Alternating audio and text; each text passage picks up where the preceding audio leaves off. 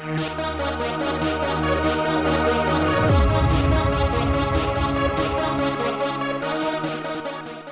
awesome person, how are you? Welcome to What the Math, and today we're taking a look at this space game called The Last Federation. This is a game that recently got its first DLC update and has actually been around for about a year or so, but this recent update adds a lot of new features.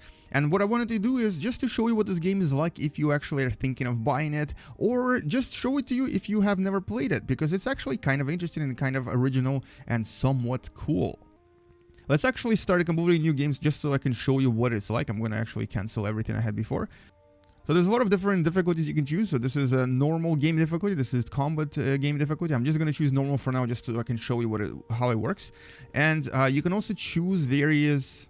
You can then also modify your game, like for example right here I'm going to skip tutorial. I can also add things like permadeath, which means that if you die once you die forever, or iron mode that doesn't allow you to save during the game. So let's just start the first game just so I can show you what it looks like.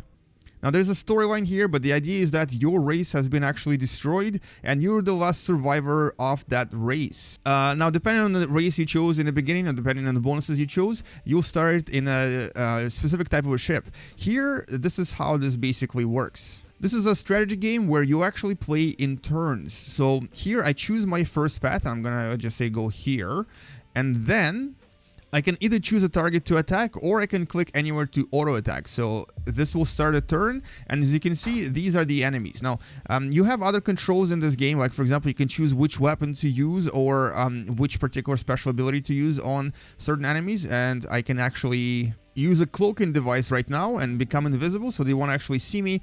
And now I can try to approach one of these enemies and use one of my other thingies, which I think here is... Okay, I have two different weapons. I have Mass Driver and then I have Spread Shot. So I can use one of these when I have an Energy Blaster as well. I can use one of these to try to attack the enemy. I'm going to choose this for now, and then basically what we're going to do is we're going to manually aim at it by clicking this button right here, and there we go. So this is a Spread Shot, which is possibly not the best choice right now.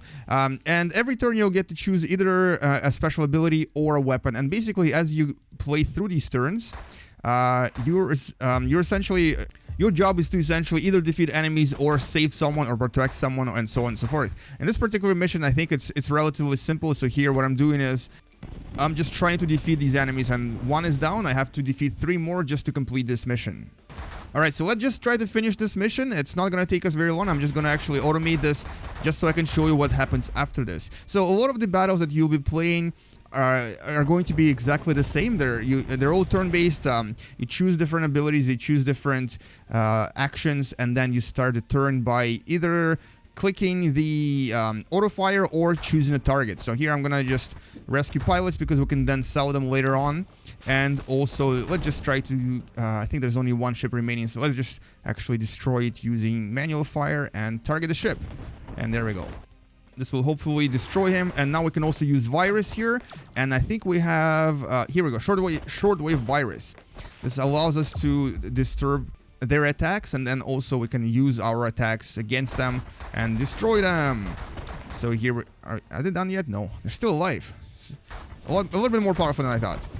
And so every single battle will be sort of similar in that sense, but there is definitely a lot of strategy involved here. So in some battles you'll be faced with a lot of opponents, and in some battles you'll actually have to really think your turns through. But obviously if you prefer more fast-paced battles, if you don't actually like to think about your...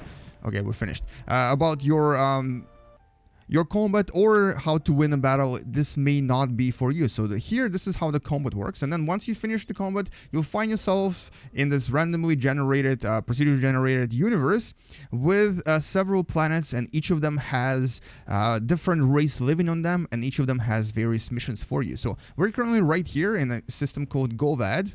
Let's go to the one that actually likes us the most, and this is shown right here by the little number here. And so we are looking for something like here. -10 is the one that likes us the most. We're gonna try to make them our friends. So here, there's a bunch of buttons you can use to try to access the planet. You can just click on it as well, just to take a look at it. And we have several things we can do here. One is hire a diplomat to increase, their relations with us. And what this does essentially is it improves their relationship to your ship. So you're not playing as a race here. You're not playing as as a nation, you're actually literally playing as a one surviving ship from your race, because you just got destroyed by those people you were just fighting. Alright, so I just hired a diplomat. This will hopefully increase their relation slowly with us. And what we can do is we can actually help them with certain things. So, for example, this right here is a mission that they're giving us. It says, deliver a spacefaring tech. And it will give us 14,000 credits if we succeed. And then it will give us influence with this race, but decrease influence with someone else. Also, there might be a battle if we get caught. So we're going to try to complete this mission for them. And here... we just have to reach the drop zone to make your delivery. Luckily, we are actually able to cloak, so I think it's going to be a pretty easy mission. Are we just going here? Yeah, I think that's it. So let's try to escape the enemies. And this is a mission where I think I have to be completely stealthy and silent. So if I get detected, unfortunately, I'll lose some of the money, some of the reward. And so basically, there's a variety of missions here. Some missions will require you to do certain things. Some missions will require you to do delivering a package, or destroying someone, or possibly catching a pirate, or just doing this. Basically, here I am trying to deliver this little package into this little circle without being detected. Am I going to make it? I think so. There we go. Successfully jettisoned with technical documents. And that's it. And now... The Galak-Zians are now spacefaring. They are an advanced species and disapprove of your race's past actions. However, they may just be the key to forming a federation, as their powers of persuasion over the other races are non-trivial. Excellent.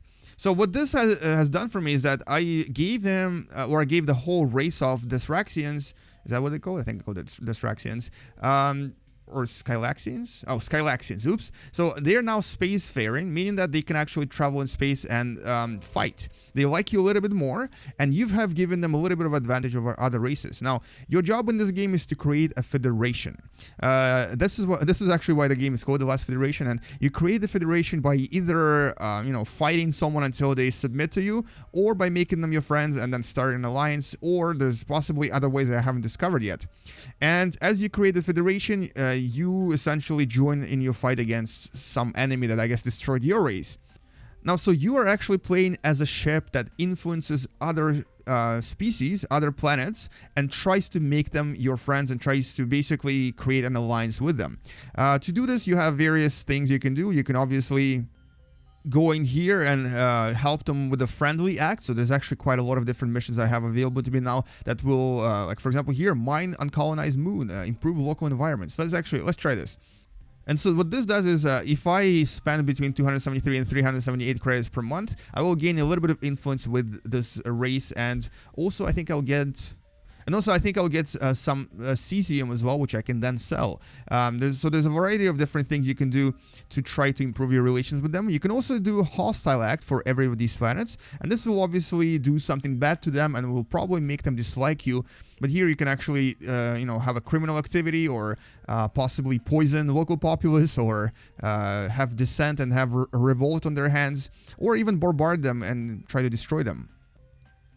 You can also manipulate their politics and their senate by doing things like trade deals, military deals with other nations. So there's a lot of political complexity in this particular game that sort of allows you to win in many different ways. But so the goal here is really just to create this last federation, the last alliance of different races.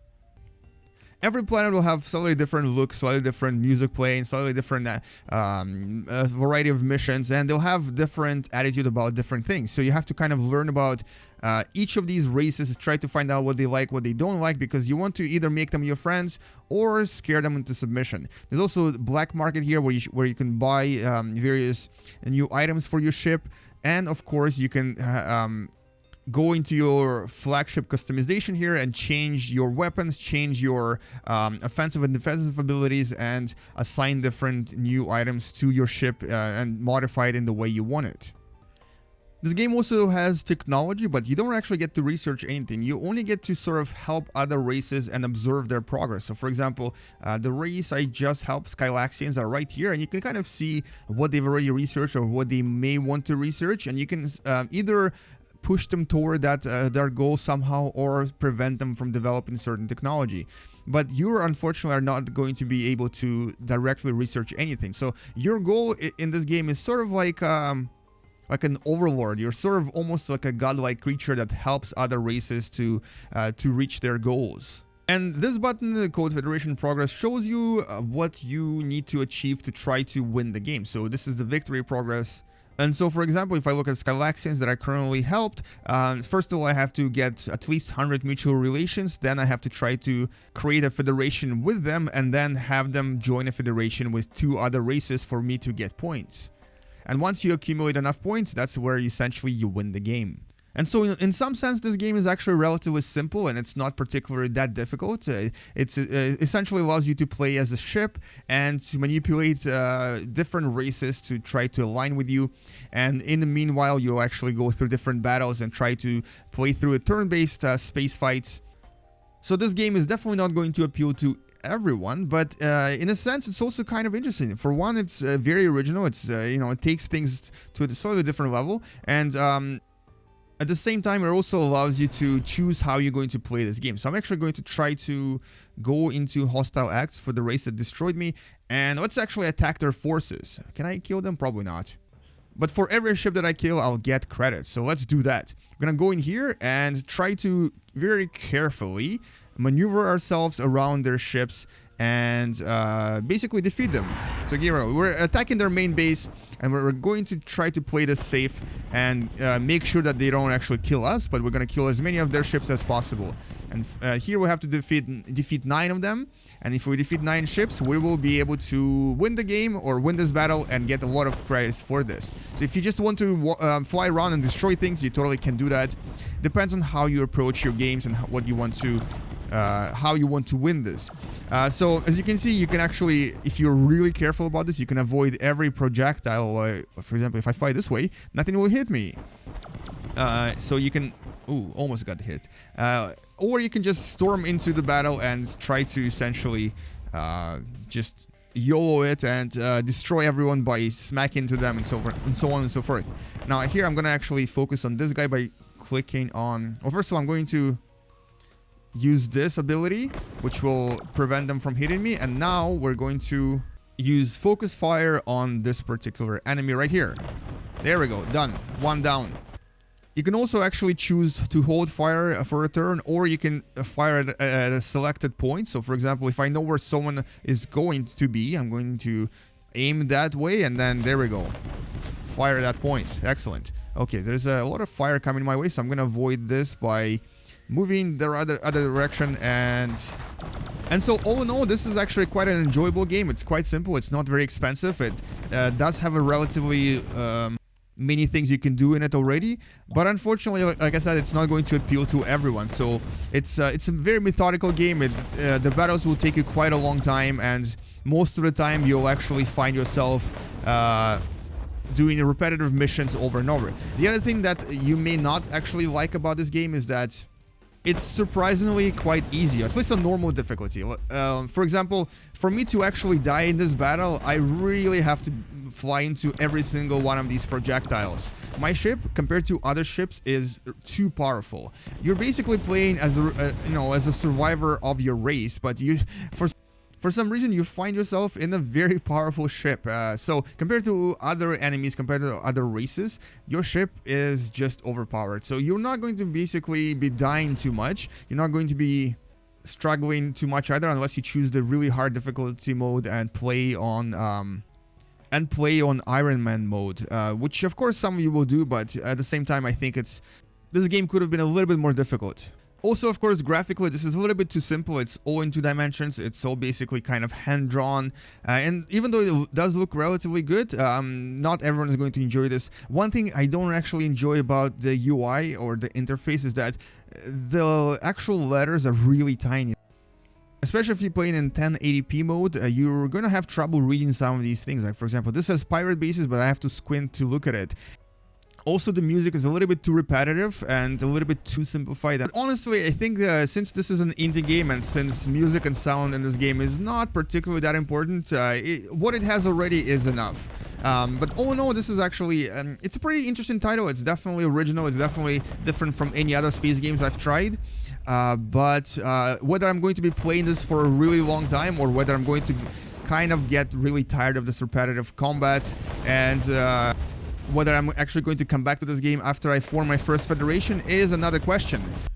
So I think after I finish my first game, I may actually have to take a really long pause and not play this for a while, because even though a new game will be a little bit different and all the races will be different, and you know you have a lot of new different things to play with, because you're basically doing the same thing over and over, it does get quite repetitive.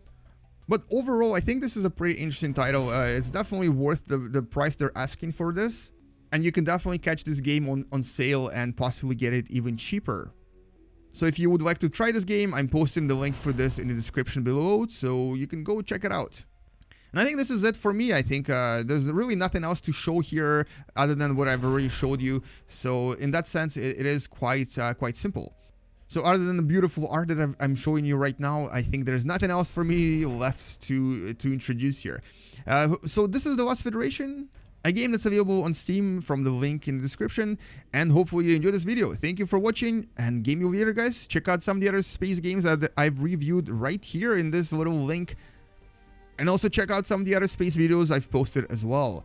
If you've enjoyed this video, please subscribe, like this video, and share with your friends. Thank you for watching, and game you later, guys and girls. Bye bye.